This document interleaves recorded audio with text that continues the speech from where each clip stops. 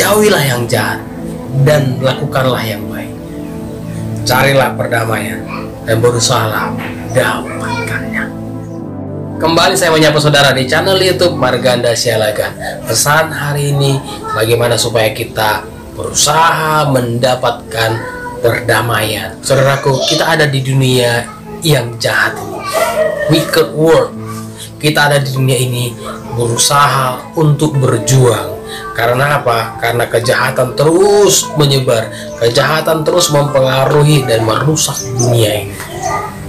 Kita hadir di dunia ini bukan sebuah kebetulan, karena Allah punya rencana atas hidup kita. Allah menghadirkan kita di dunia ini, tujuan Allah supaya kita membawa perdamaian, biar damai sejahtera daripada Allah tinggal dalam hidup kita. Kejahatan itu ada di mana-mana. Kita bisa melihat kejahatan ada di sekeliling kita, di tempat pekerjaan, di lingkungan di mana kita berada, dan bisa terjadi kejahatan di rumah kita. Tergantung bagaimana kita menyikapinya. Apakah kita biarkan kejahatan ini semakin banyak, saling membalas kejahatan dengan kejahatan, akhirnya menumpuk, dan kita kecewa, kita melihat keadaan kok makin suram, orang lain bisa jahat, aku juga bisa jahat. Kalau engkau jahat, aku bisa jahat. Kalau saudara pernah berkata, kalau engkau jahat, aku bisa lebih jahat lagi, berarti ada benih kejahatan dalam diri kita yang sewaktu-waktu dia akan semakin besar dan merongrong merusak kehidupan kita. Kalau ada benih seperti dalam hati kita, mari sadar, kita harus ambil itu, buang jauh dari diri kita, bersihkan dari diri kita. Karena hidup kita ini bukan tempat kejahatan, tapi hidup kita ini adalah penuh dengan kebaikan. Allah memberikan rohnya dalam diri kita. Roh itu ada buah roh. Yang pertama, kasih, sukacita, kesabaran, kemurahan, kebaikan. Kebaikan adalah salah satu daripada buah roh. Sebab itu biarlah ini berbuah dalam diri kita. Kalau roh Allah dalam diri kita ada, biarkan itu nampak menghasilkan. Bukan menjadi pohon yang kita biarkan menjadi pohon yang beracun, pohon yang penyakitan.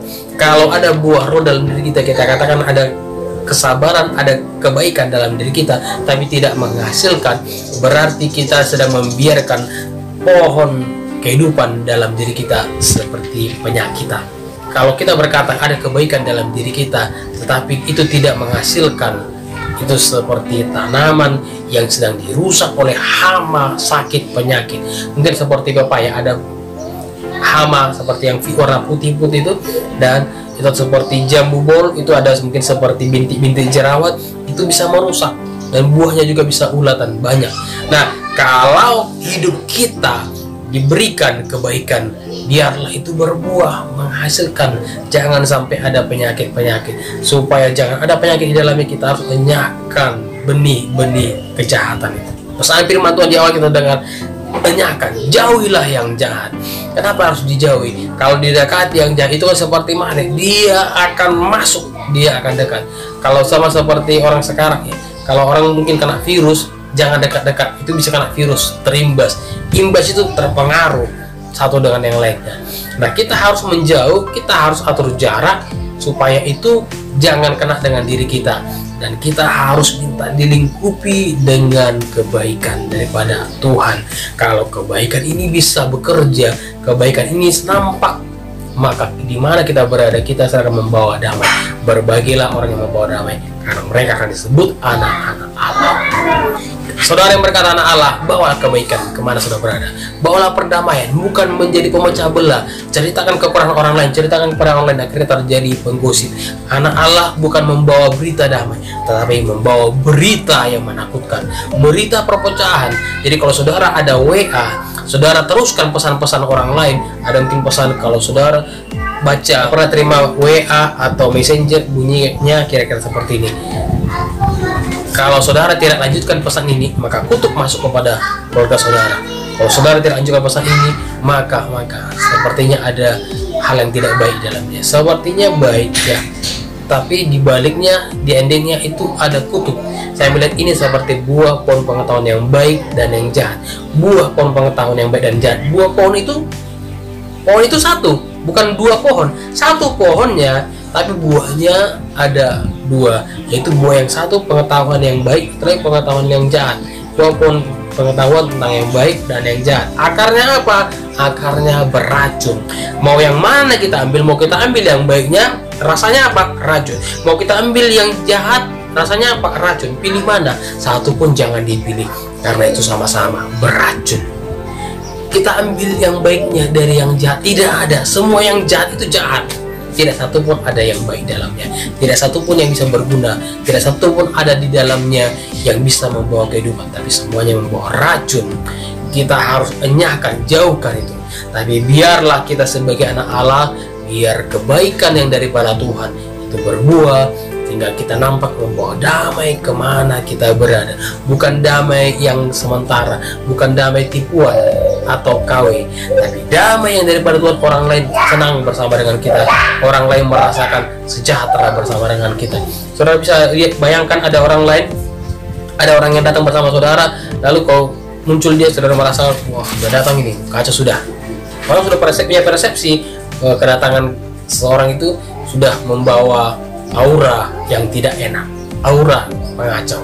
Tapi kalau saudara melihat seorang tiba-tiba muncul dan wah kayaknya nyaman kok bersama dengan ini, pasti seru, pasti ketawa-ketawa kita. Orang sudah punya gambaran bagaimana kehadiran kita. Artinya di sini kalau kita mengatakan kita adalah Allah, saudara adalah orang benar. Nah, bawalah kebenaran, bawalah perdamaian. Kalau kita membawa damai, maka kemana kita berada, transfer pengetahuan yang benar daripada Allah. Kemana kita berada, kita bawa kedamaian. Berusahalah untuk supaya perdamaian itu bisa kita ciptakan, kita peroleh dalam diri kita.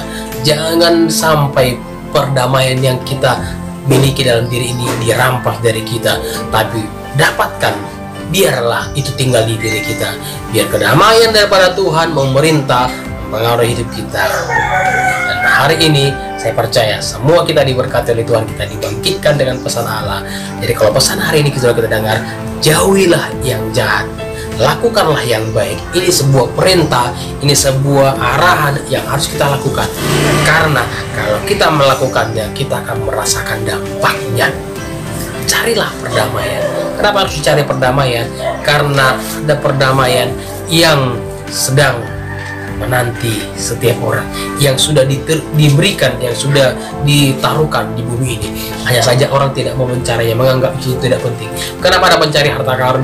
Karena menganggap itu sangat berharga, itu sangat penting, itu sangat tinggi nilainya. Jadi kalau tiba-tiba ada emas di sekeliling kita, kita tidak memperhatikan, kita tidak mau menyukainya, berarti kita menganggap emas itu rendahan. Kalau kita melihat emas itu berharga, maka kita jaga.